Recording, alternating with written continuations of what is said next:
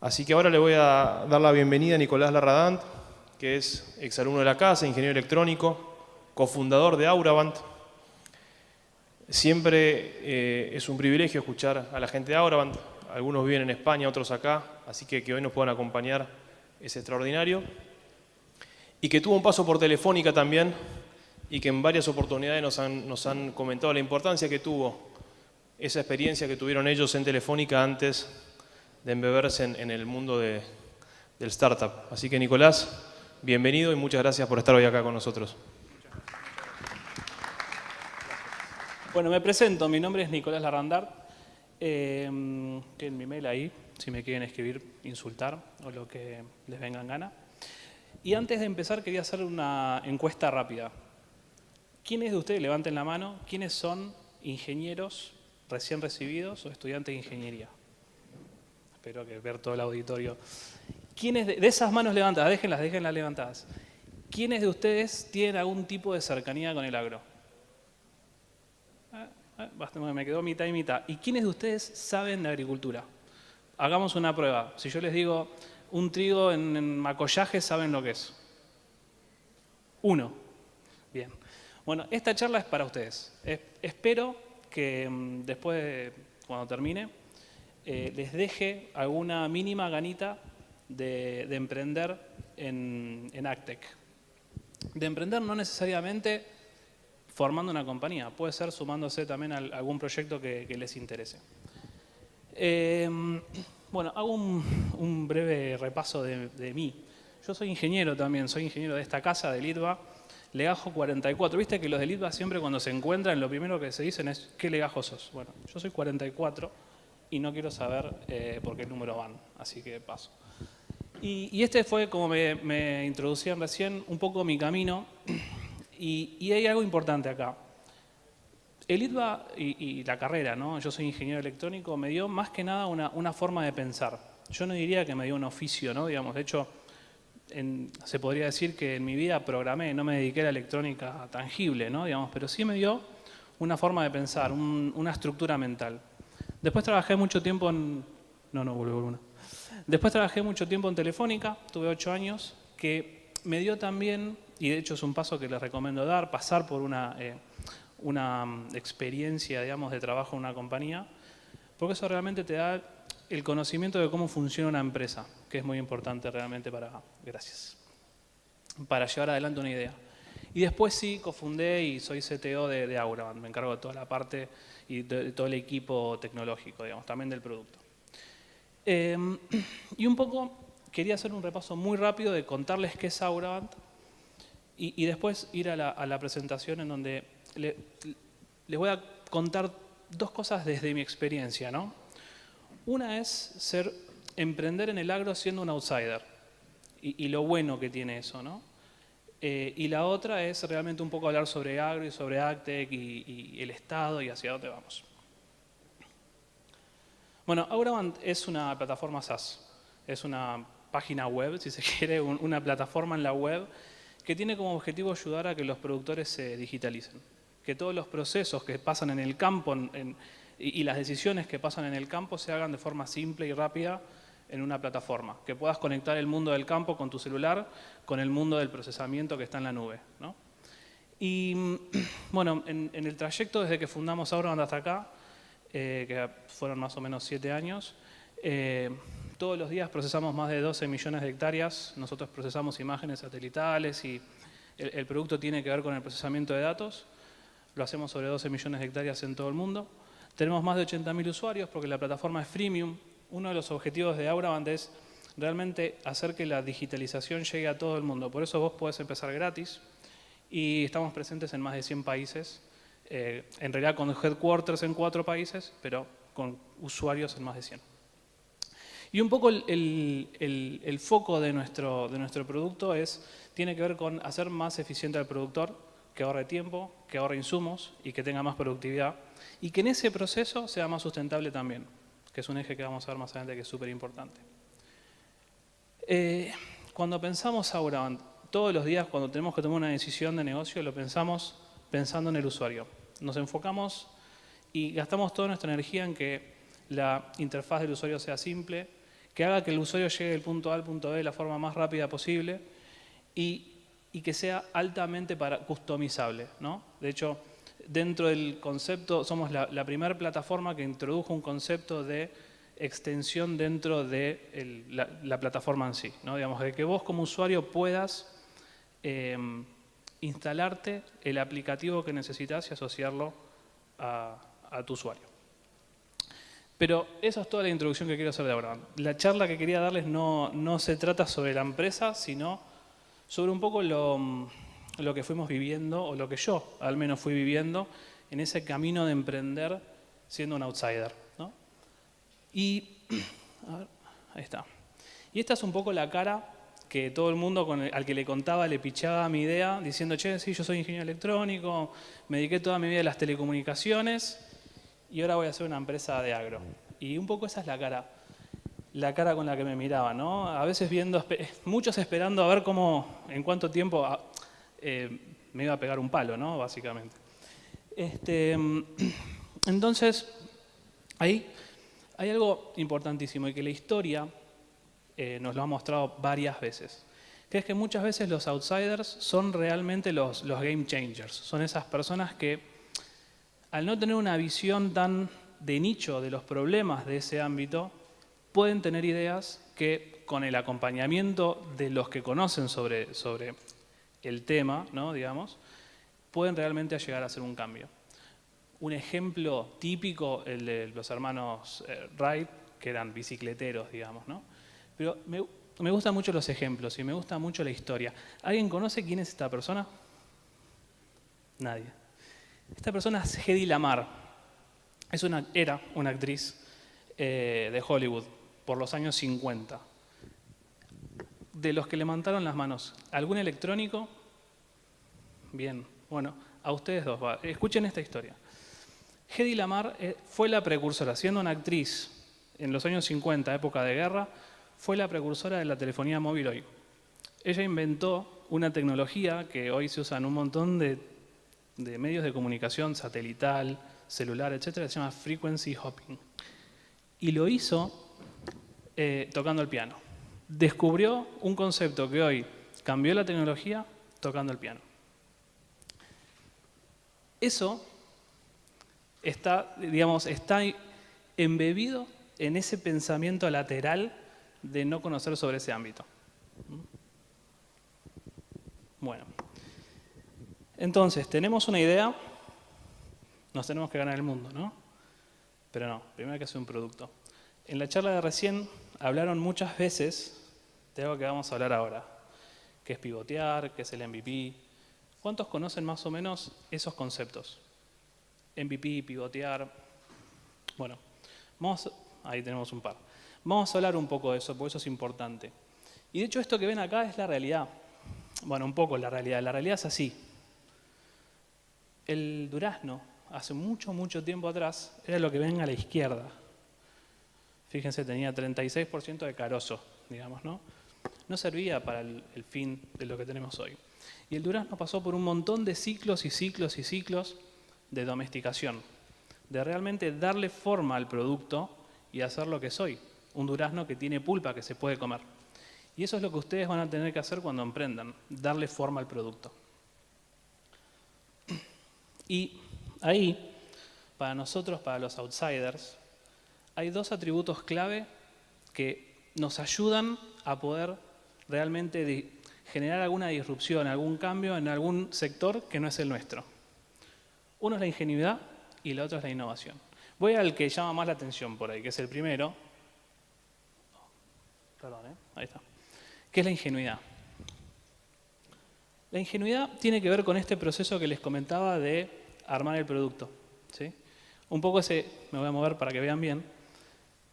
Un poco vos, cuando emprendés, tenés que tener algo para mostrar. Ese algo para mostrar se llama normalmente MVP, es el Minimum Viable Product. Es el producto mínimo viable que puede mostrar que tenés algo que es vendible, digamos. No necesariamente que se venda, sino que es algo que es vendible. Y como tal, como pensaste un producto, tenés un roadmap esperado, ¿no? Digamos, si vas a decir, che, bueno, esta es mi primera versión, voy a seguir desarrollándolo. Bueno, la realidad es que cuando empezás a hacer ese camino del durazno, digamos, que se fue domesticando y que fue avanzando paso a paso a hacer una mejor versión de durazno, la verdad es esta, ¿no? Del roadmap que tenías esperado, seguramente, pero seguramente esto es un hecho, no es una posibilidad, es un hecho, tu producto va a cambiar varias veces. En la jerga de las startups, cada uno de esos cambios se llama pivotear, ¿no? Hay pivots más grandes, hay pivots más chicos, hay pivots en donde cambias directamente de mercado, hay pivots más chicos en donde le haces un ajuste a tu producto, ¿no? Pero bueno, en la medida que avanzás en el tiempo, esos pivots son siendo cada vez más pequeños, ¿sí?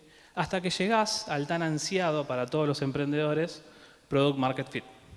¿Eso qué quiere decir? Que tu producto ahora se puede vender, que hay alguien que está dispuesto a comprarte eso que vos querés. Entonces, fíjense la diferencia que hay entre tu roadmap esperado, lo que vos tenías en la bocha en el momento que estabas por emprender, a realmente el Product Market Fit que te quedó en el final de la historia, ¿no? Digamos.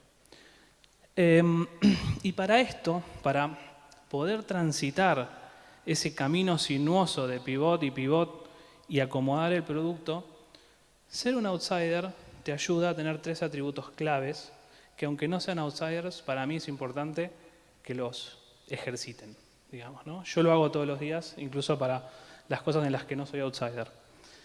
El primero, y es de hecho uno de los valores que buscamos en la cultura de nuestra compañía, es la humildad. La humildad tiene que ver, en realidad, con escuchar, con entender, con asumir que no sabes y escuchar al otro. Vos estás para resolver el problema de un montón de personas. Entonces lo que tenés que hacer activamente es escuchar el problema que esas personas tienen, no el que vos tenés en la cabeza, ¿sí?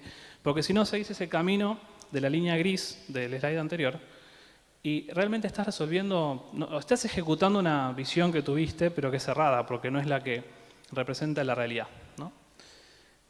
El segundo es el empeño, y esto a mí en particular, digamos, cuando vos sos un outsider, realmente no tenés contactos, ¿no? O sea, vas a una reunión y vas porque la conseguiste después de mucho esfuerzo y de muchos nos, algo que también lo charlaban recién en el panel de recién, y realmente vas siendo una persona que es el outsider, y vos tenés que convencer a tu futuro cliente, Dios quiera, de que realmente tenés un buen producto.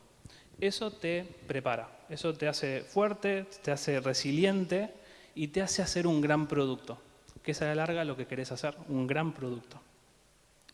Y después también te da diferenciación, que lo vamos a hablar más adelante, y eso me conecta con el próximo punto, que es el de la innovación, ¿no? Perdón, estoy viendo el tiempo, no me quiero pasar. Cuando hablamos de innovación, ¿qué piensan? ¿Qué es lo primero que piensan?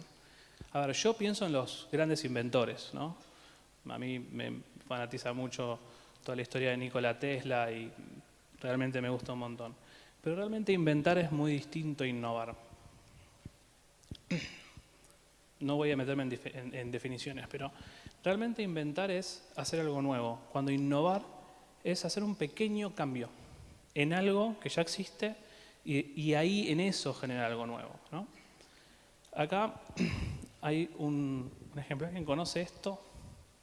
¿Quién es? Tampoco, ¿no? Bueno, antes del año 68, que es cuando esto ocurrió, la disciplina del salto en alto se hacía de otra forma completamente distinta. Los jugadores saltaban como parados, digamos, ¿no? Haciendo una especie de tijera, saltaban. En el 68, esta persona fue la primera que hizo eso saltando para atrás. Y así ganó el récord, que después se mantuvo durante varios años más. Fíjense como en un entorno donde está súper regulado porque tenés reglas. No hay ningún lugar en donde tengas más reglas que en el deporte. Siempre hay un cambio, una pequeña modificación que puedes hacer para sacar algo distinto o, en este caso, una ventaja, ¿no? Pero bueno, volvamos al tema de la innovación. Innovar es sacar de un mundo algo que aplica para otro. La forma más fácil para mí de contar esto es con ejemplos. ¿Qué pasa si mezclo una hamburguesa con un auto de Fórmula 1, por ejemplo? ¿Alguien? Bueno, tengo Fórmula 1, pienso pit stop, qué sé yo, ¡pum! Tengo un automac, ¿no? Digamos. O sea, eso es la innovación. Es poder tomar un concepto de una necesidad en otro segmento, como puede ser en una carrera de autos, necesito en menos de 8 segundos cambiar las ruedas, con algo que pueda aplicarse a otro, que es, tengo hambre, está lloviendo y estoy en el auto y quiero comida en menos de 8 segundos. 30, ponele. Pero estamos hablando de agro, ¿no? Entonces, ¿qué pasa si mezclamos un tractor con un avión? Bueno, lo que pasa en el agro, ¿no? Que tenemos tractores o maquinaria que tienen piloto automático. El piloto automático en el agro, el primer tractor con autosteering, con piloto automático, salió en el año 91, si no me equivoco. Mucho antes que Elon Musk, ¿sí? Y realmente eso, y lo vamos a hablar un poco más adelante, eso es lo que hace mal el agro. El agro no cuenta buenas historias. Vos ves una película y te pintan al agro como una persona que está con el arado y parece que le falta el buey empujando, ¿no? Arando, pero el mundo financiero te lo pintan como una persona que viene en un Porsche y bueno, no. O sea, el agro hizo muy mal en contarnos su historia, pero realmente si vos ves al agro, son de los principales adoptadores de tecnología del mundo. Este es un ejemplo clarísimo. Hoy, evolucionada esa tecnología, tenés tecnología que te permite aplicar la dosis de insumo exacta y necesaria en cada parte del campo para ahorrar costos, para reducir tu impacto ambiental, gracias a eso. Estamos hablando de tractores que se manejan con precisiones de centímetros, porque no es que usan el GPS del celular que tiene un error como de 30 metros, ¿no? Usan una tecnología que de hecho la desarrolló la NASA para hacer una investigación para probar que la teoría de la relatividad de Einstein es cierta. Es otra historia apasionante, les recomiendo leerla. Bueno, y vamos a la última parte. A ver si tengo tiempo. Tengo tiempo.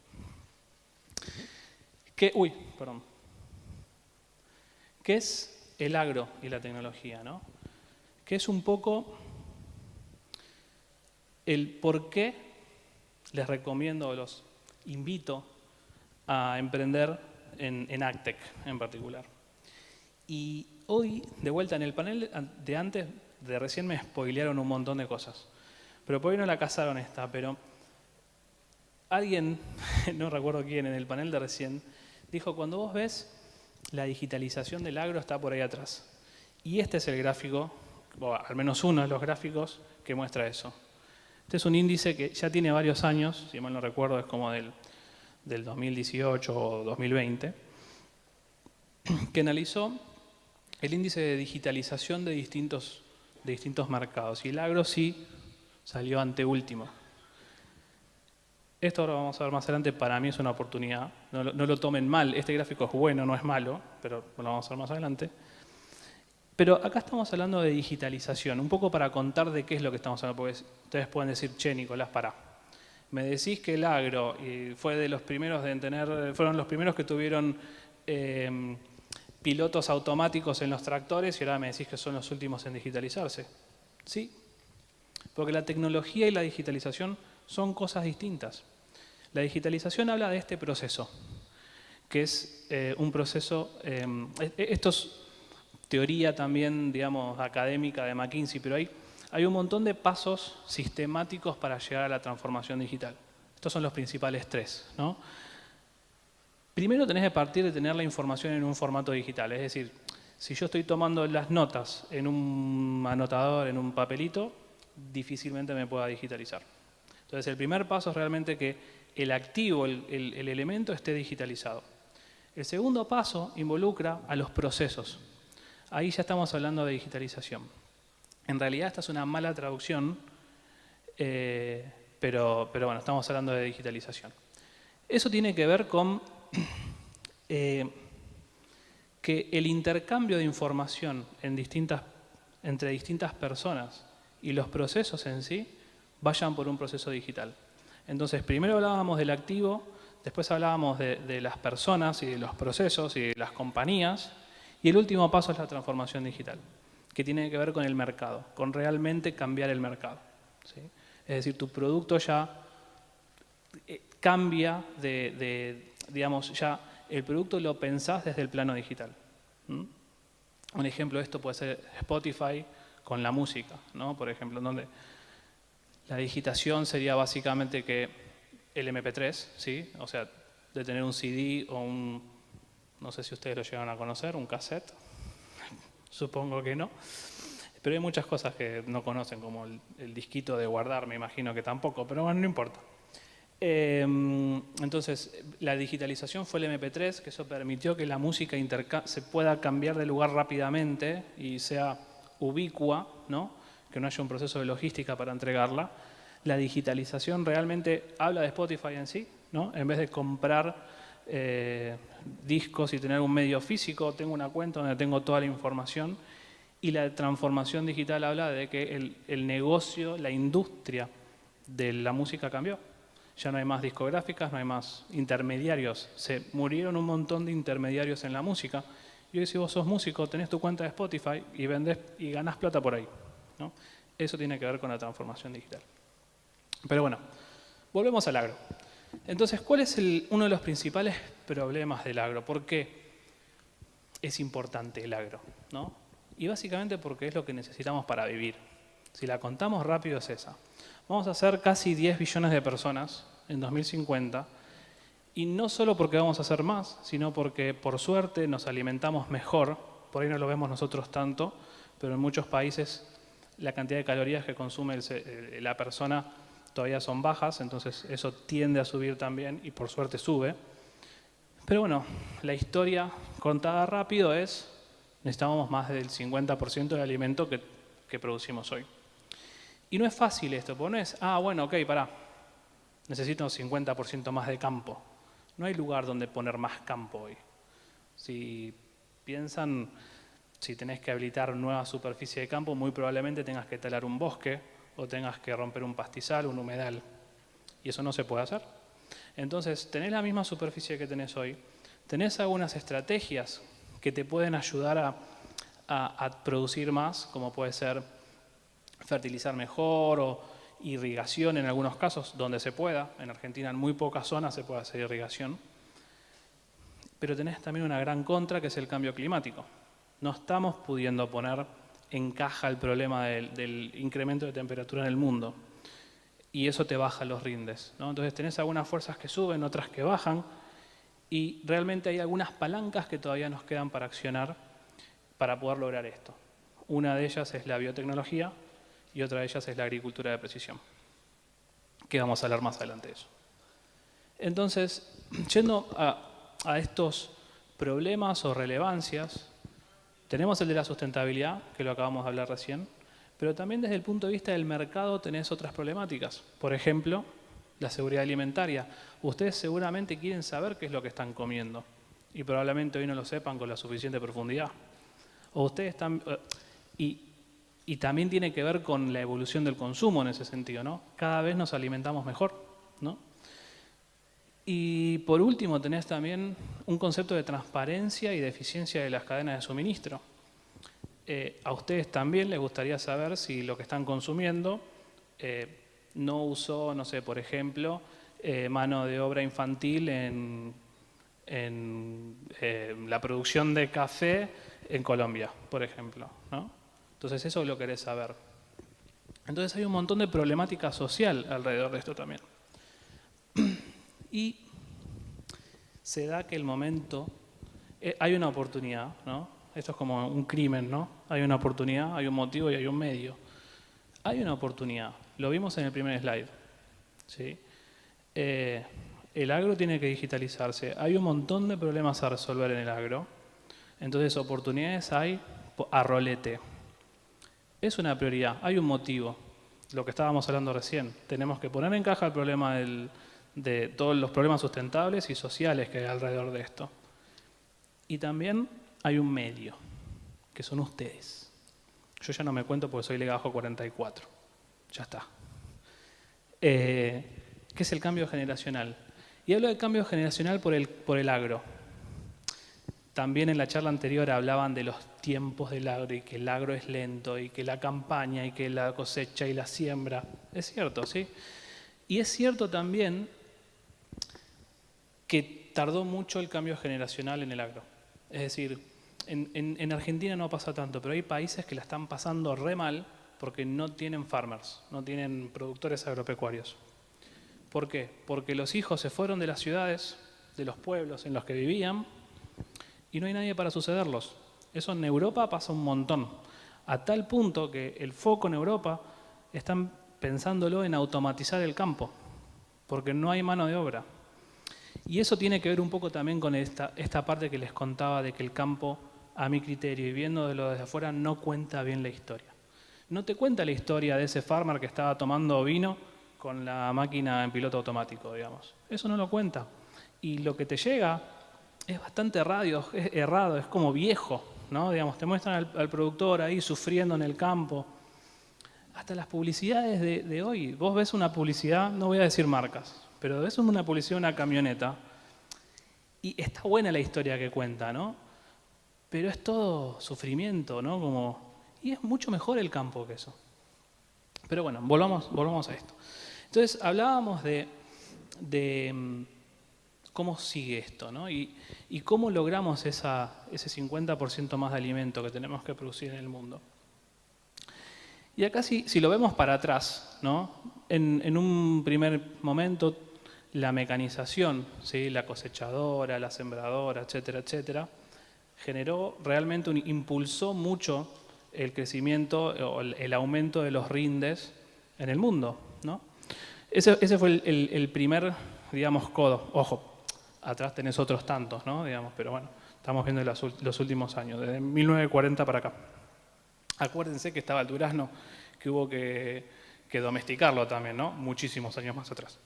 Pero bueno, después vino la revolución de lo que es biotech, ¿no? Digamos, todo lo que tiene que ver con cultivos resistentes a enfermedades, a adversidades, llamémosle, para hacerlo más genéricos posibles.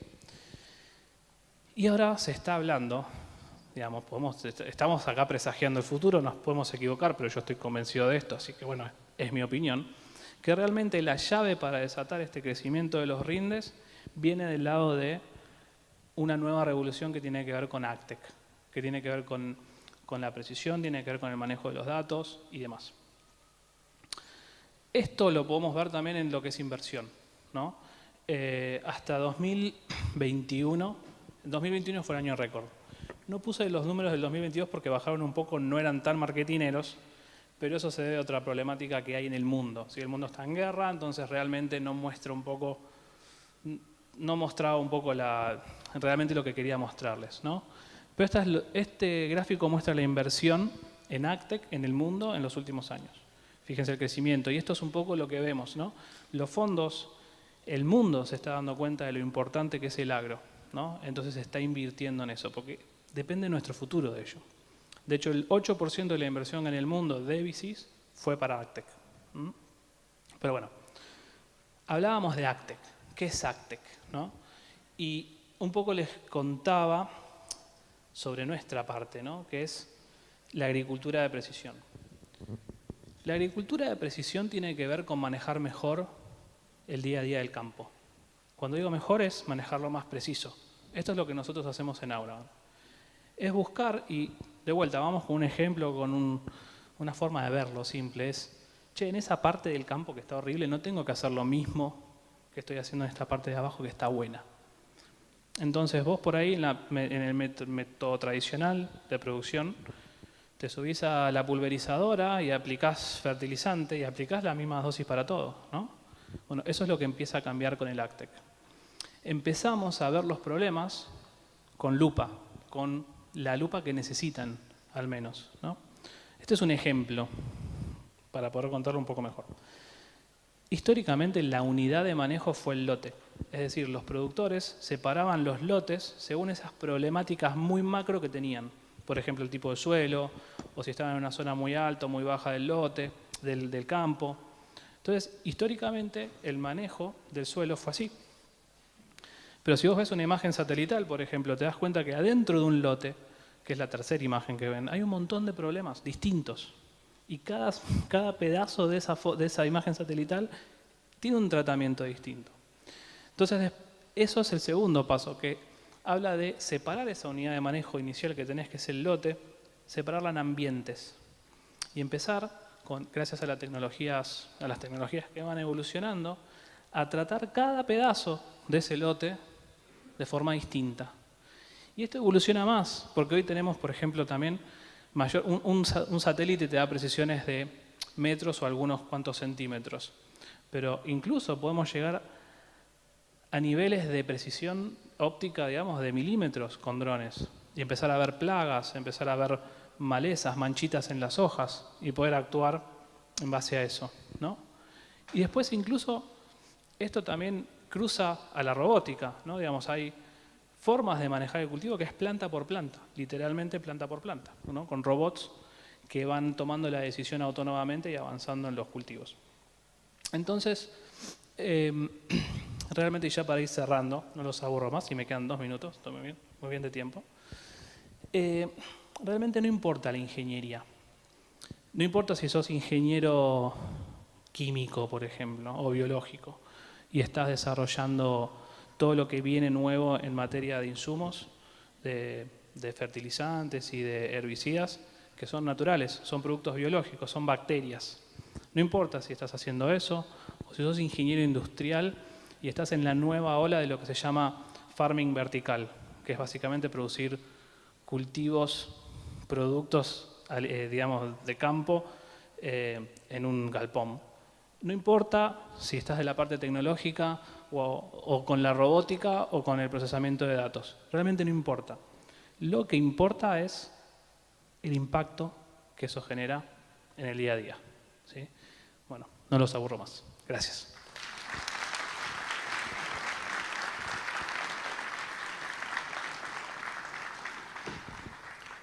Gracias, Nico. El otro día mi viejo, que está por acá, me contaba que su padre, la primera vez que sembró soja, llegó un momento que tenían que cosechar la soja y no tenían ni idea con qué iban a cosechar la soja. Y se pusieron a adaptar una plataforma de trigo para ver si con eso podían cosechar la soja. Pasaron 40 años, lo junto con lo que decía Nico, acá no hay lo mismo que acá. Imagínense, hace 40 años, el problema tecnológico que había que resolver era totalmente distinto al que hay que resolver hoy. Y la innovación en aquel momento pasaba por sembrar soja en Argentina. Bueno, hoy pasa por aplicar lo que muchos de ustedes saben, se forman, estudian o están estudiando acá.